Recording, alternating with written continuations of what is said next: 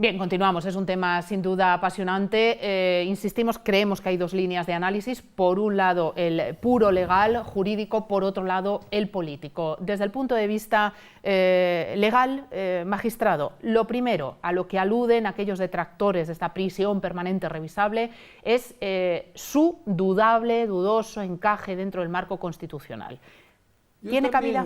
También he reflexionado sobre ello en el sentido de que parece que debilita la seguridad jurídica del condenado, que no sabe cuántos años va a estar en la cárcel. Segundo, ¿quién lo revisa? Porque si lo revisa el mismo tribunal que le condenó últimamente, el último que pronunció la sentencia condenatoria, a mí no me preocupa. Si lo revisa cualquier otro, aunque sea un tribunal, a mí ya me cabe duda.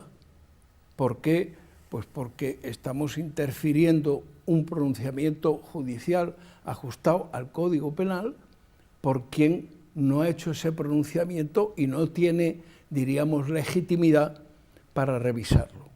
Ese es el primer punto. Segundo punto, esta ley no tiene fuerza parlamentaria hoy para ser llevada al boletín oficial del Estado. No hay en el sopeso de fuerzas parlamentarias lo necesario para aprobar una ley orgánica. Por eso me extraña también la postura del Partido Popular de decir voy a ampliar los supuestos, es decir, ahora voy a modificar el Código Penal, pero ¿tiene usted lo necesario en el Parlamento para aprobar una ley orgánica o estamos jugando a fuegos artificiales? Bueno, pues cogiendo el testigo, evidentemente son fuegos artificiales, es más que evidente, ¿no? Hay una cuestión que se está pasando por alto y es que la finalidad de una pena, el Código Penal, no se establece solo para evitar el delito. También es una medida de autoprotección social. También es una medida que la sociedad se da a sí misma para que en determinados casos muy tasados, como estamos hablando de la prisión permanente revisable, son casos muy concretos, no vaya a suceder, como ya ha sucedido estando en vigencia otros códigos penales, los anteriores, que en casos de multivioladores, reincidentes y demás, a los 15 años están en la calle, vuelven a reincidir, vuelven a violar, vuelven a asesinar, porque en el momento en cuestión había un código penal más laxo, digamos, si se quiere, para que nos entiendan todos, más progre, más estupendo, más flower power, y sin embargo no se autoprotegía la sociedad. Esas son las personas a las que se les puede aplicar la prisión permanente revisable. Y es una protección social. Eso no quiere decir que y un efecto disuasorio, que también es una finalidad de la pena. Pero el efecto disuasorio, en Estados Unidos hay pena de muerte, en determinados estados se sigue matando. Es decir, yo creo que el que mata o el que viola no piensa en las consecuencias penales que tiene su acto.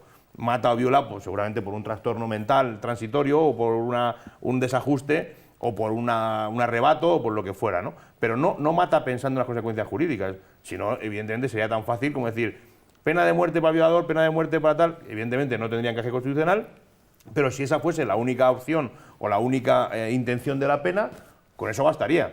Porque la persona que violase, la persona que asesinase, sabe que estaría condenada a pena de muerte. Bueno, en todos y eso los no es casos así. No, pero en algunos yo entiendo que sí, Eso sobre no es todo así. cuando hablamos La de pena, crímenes en sí, frío, pero planificados. Pero no es solo la función de la pena No, claro, la es una de de ellas. impedir, es una de las facetas de la Otra pena. es la reinserción, que es precisamente la que se pone en duda en cuanto a la compatibilidad con la prisión permanente revisable. No, al revés. Claro. Al revés. No, sí se pone en duda. No, lo ponen en duda algunos, pero es que es justo lo contrario. No, pero si hay reinserción, al revisar, está reinsertado, a la calle.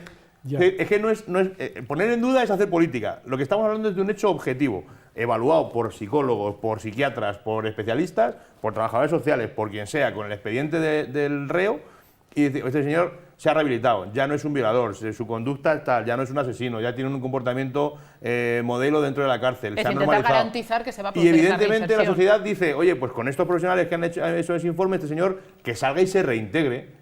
Pero si no se da eso, ese señor que hizo esto hace 25 años, que siga estando ahí porque la sociedad se tiene que proteger.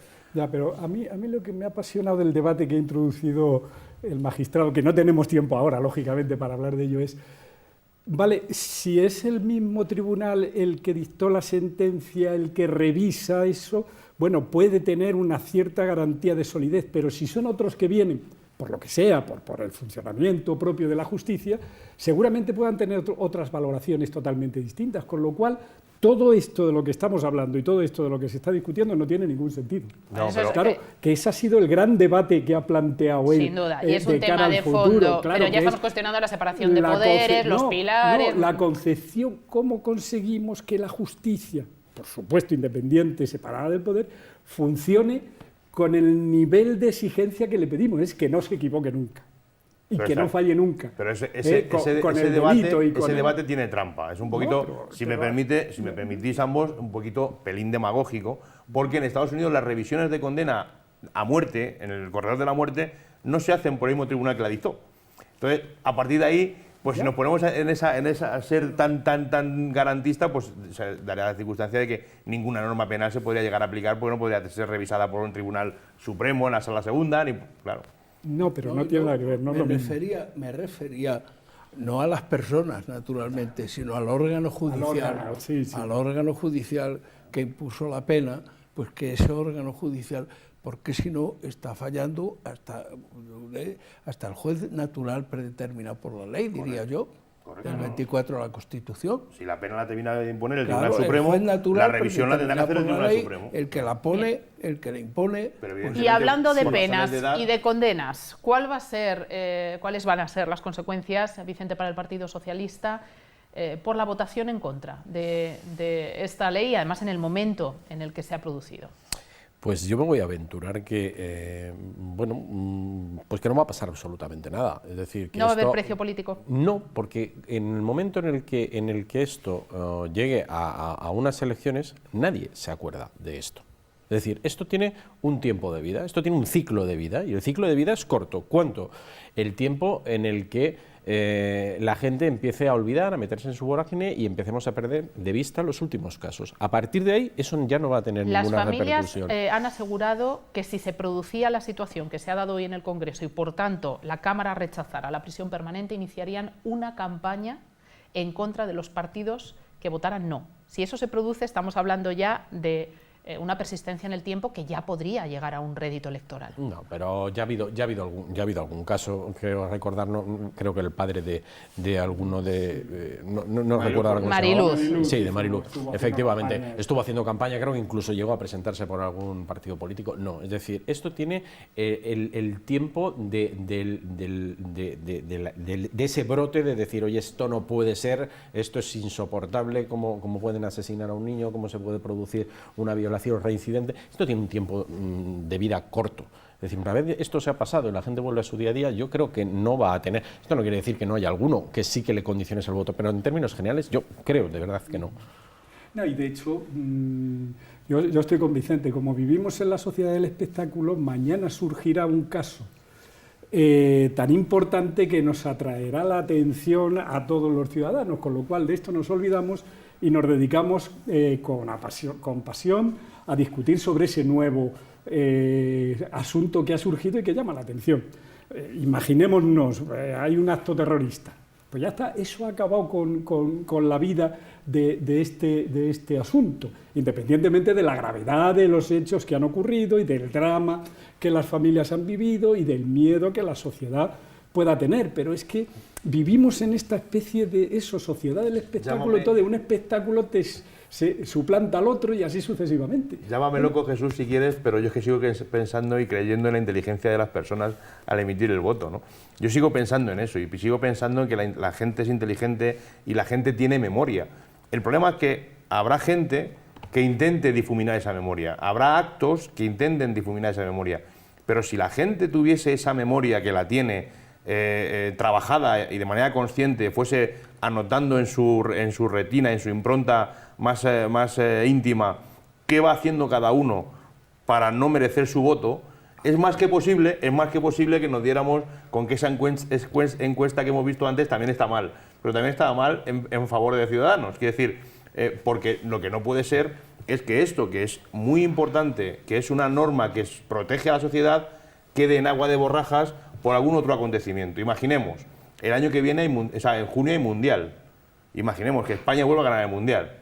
Y todo lo que ha pasado en esta legislatura, a la gente se le olvida, porque está feliz con el fútbol y tal. Yo soy futbolero, pero la gente no puede estar haciendo depender su voto, que es su manifestación más sagrada de voluntad de quién le quiere que le gobierne, en si uno ha difuminado la historia o ha difuminado su memoria. No puede ser.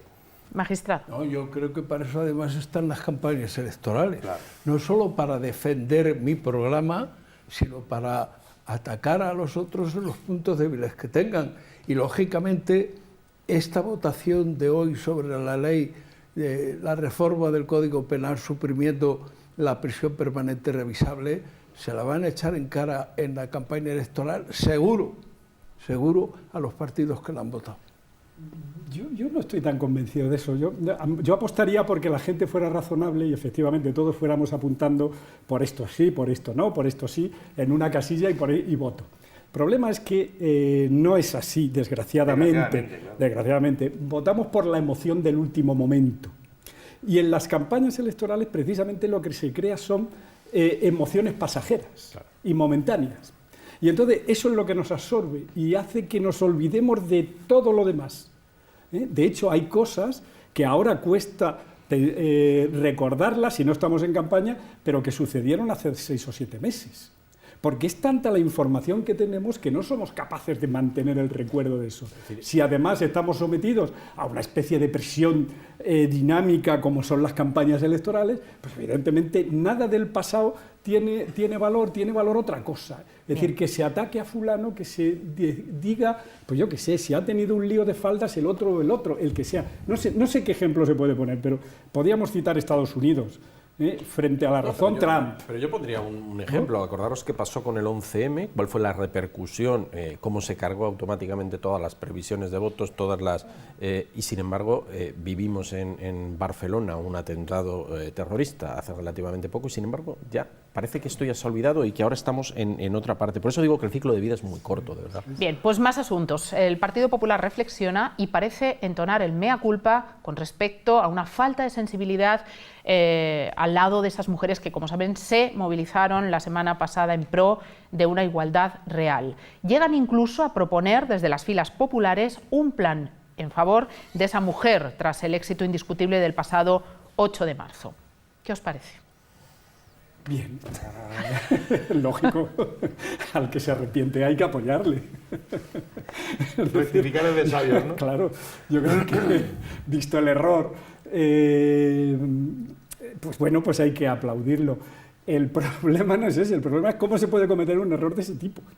Porque lo que se está pidiendo o lo que se pedía por parte de las mujeres es algo que entra dentro de la lógica en este momento. Es decir, ¿qué circuitos se les estropeó para no entender que lo que se estaba pidiendo era lo lógico? Independientemente de que se manifiesten las mujeres o no se manifiesten las mujeres.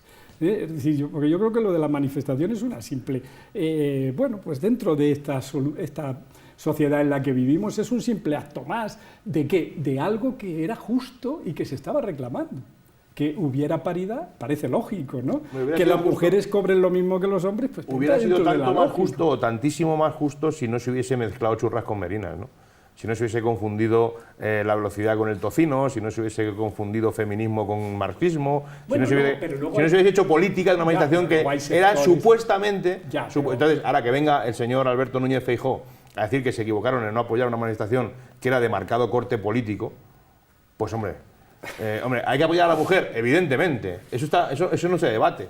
Ahora, lo que no hay que apoyar es una manifestación de gente que es comunista o tal. Si la quiere apoyar bien y si no, no. Pero es que esta no era una manifestación convocada. Estaba absolutamente manipulada, desde mi punto de vista manipuladísima. Que hubiera gente que intentó utilizarlo. Y lo consiguieron en muchos casos, Jesús. No, en algunos casos. Yo creo que al final la reivindicación de la gran mayoría de mujeres... Simplemente con que leáis el manifiesto, veréis qué tiene que ver las churras con las merinas. Claramente. Vamos a ver, yo aquí sí que voy a ser... yo creo que sí que hay una connotación marxista pura y dura detrás de esta convocatoria. Y además se trata de transformar directamente, trasladar lo que Marx llamaba lo de la guerra de clases directamente a una guerra de géneros, ¿vale? Que no hablo de sexo, es que hablo de géneros. Tal cual, yo lo tengo bastante claro. Con lo cual no puedo entender en ningún momento la posición del Partido Popular. Efectivamente. O sea, es que realmente hay veces que pierden el norte. Dicho esto, yo es que tampoco veo esta desigualdad. Y a mí que me perdonen, pero yo no la veo, y cuando no veo algo, lo digo. Es decir, yo he llegado a leer titulares tan absurdos como que había una brecha salarial en las pensiones de este país. ¿Me puede explicar a alguien qué diferencia de cálculo en la pensión hay entre un hombre y una mujer en España? Yo se lo voy a responder. Ninguno, ninguno. Va en función de los años cotizados y del salario. Que históricamente han habido, bueno, pues determinados puestos de menor salario que se han ocupado mayormente por mujeres frente a la de los hombres, que es verdad que históricamente la mujer trabajaba menos tiempo porque había la costumbre de, bueno, pues durante el tiempo de maternidad no trabajar. Bien, pero esto es una situación histórica que nada tiene que ver con la situación de hoy en día. O es que también vamos a poner, oye, es que estaban los sindicatos allí detrás de la manifestación. ¿Qué pasa? ¿No os creéis vuestros convenios? ¿Son mentira? Sí, deben serlo, porque no hay ninguna mujer secretaria general de ningún sindicato. Claro, es decir, hombre, entonces entiendo que en este país se cumple la legislación laboral y además me consta que es así. Yo puedo poner el ejemplo de mis clientes, yo no he visto ninguna diferencia por el hecho de que sea hombre o de que sea mujer. No he visto una mejora voluntaria que se les pague más a los hombres que a las mujeres. Es decir, lo que sí que he visto es bueno, pues situaciones en las que es verdad que hay puestos que a lo mejor están menor retribuidos, que mayoritariamente se ocupan más por mujeres que por hombres. Y que puede haber alguna excepción, de acuerdo. A partir de ahí yo creo que aquí ha habido mucha manipulación y por tanto la posición del Partido Popular no la puedo entender, no deja de Que sepas que sorprenderme. no viniste, Vicente, pero mi postura y mi opinión como mujer es absolutamente coincidente contigo. Y lo avalo además con experiencia propia. A pesar de ser mujer, yo sé que esto a lo mejor muchos hombres no lo pueden afirmar porque las condenas son duras. Yo que ya he dicho que soy un lector impenitente del Boletín Oficial del Estado y me gusta mucho contabilizar, lo que puedo decir es que hay un sector de la sociedad española donde los puestos de trabajo están retribuidos absolutamente igual, sin mirar si es don o doña, o doña o don, que es en el funcionariado. Y tengo que decir, entre otras cosas, en mi carrera, la carrera judicial hoy está al 66% mujeres y el 33% hombres. Y yo fui más allá, magistrado. Existe incluso ciertos favores, apoyos y un término que es muy polémico en sí mismo. La discriminación positiva a la mujer también existe en algunos ámbitos. Y Pues si vamos a hablar de igualdad real hay que ponerlo también ahí. Mira, el asunto lo definió muy bien y puso un ejemplo muy gráfico la semana pasada el teniente general Emilio Pérez Alamán.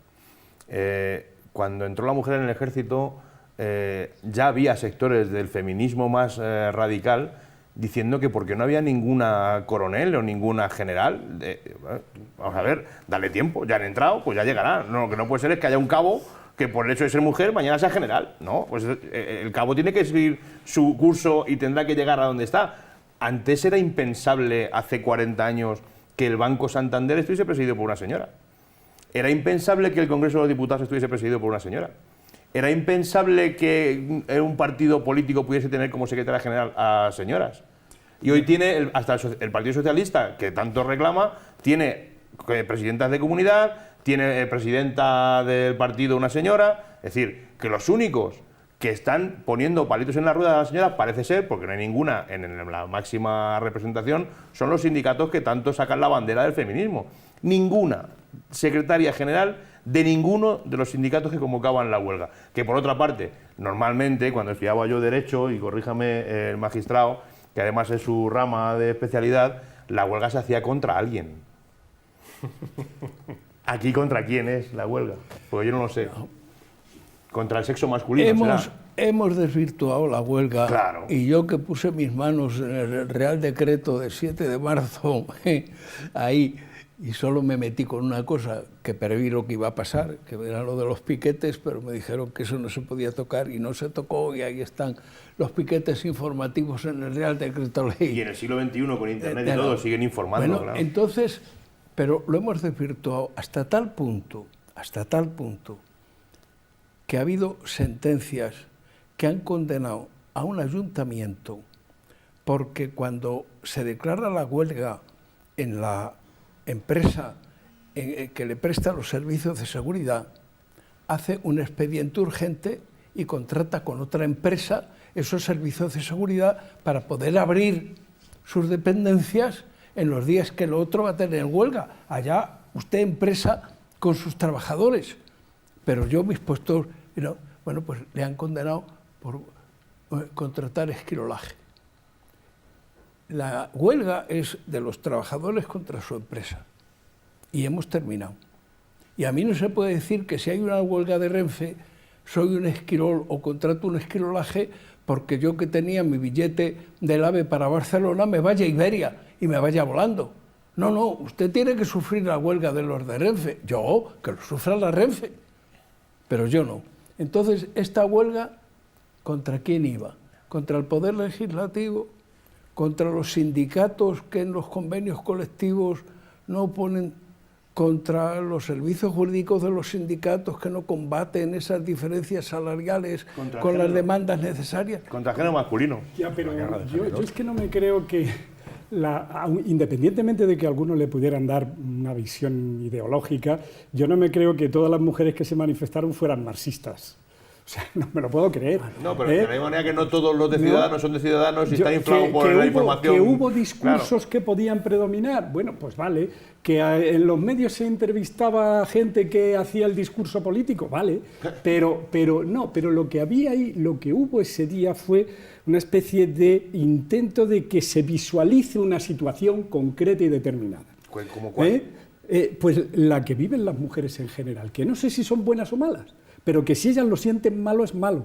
Yo te iba a preguntar una cosa porque no lo sé.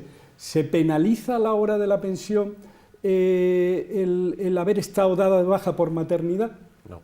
Bueno, pues ese es un dato que tenemos que ver. Es decir, si antes se penalizaba o no se penalizaba. Si la mujer... No se penaliza porque cuando bueno, se va de baja de maternidad... Decir, no se contabiliza como periodo trabajado y a efectos de cotización. A efectos de cotización se contempla la baja por maternidad. Pues entonces, evidentemente, quien dijo que las pensiones eran no sé qué, pues tendrá que analizar por qué las pensiones de uno... Un 17,3. Es que además daban la cifra ya. Yo ya cuando lo leía... Es que una trola queda mucho mejor con un porcentaje asociado. Es decir, tú no puedes decir, no, es que a mí me parece que esto no es así.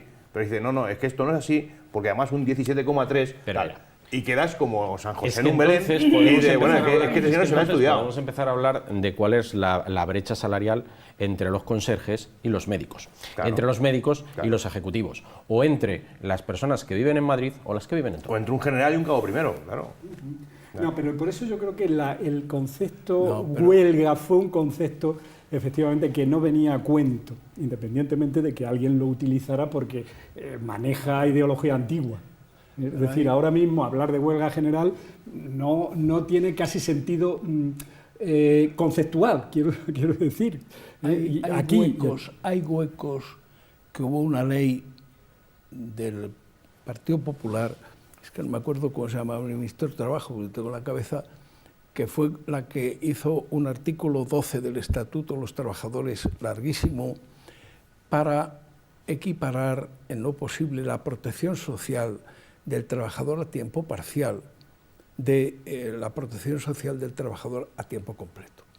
Efectivamente, si una mujer está en permiso por maternidad y se sigue pagando la cotización por la base que tuviera en activo, estamos de acuerdo. Pero, sin embargo, si esa mujer pide una hora de reducción de jornada para cuidado del menor, se le rebaja el salario, se le rebaja la base de cotización y cuando vaya a jubilarse tendrá una cierta penalización por haber cuidado a su hijo menor.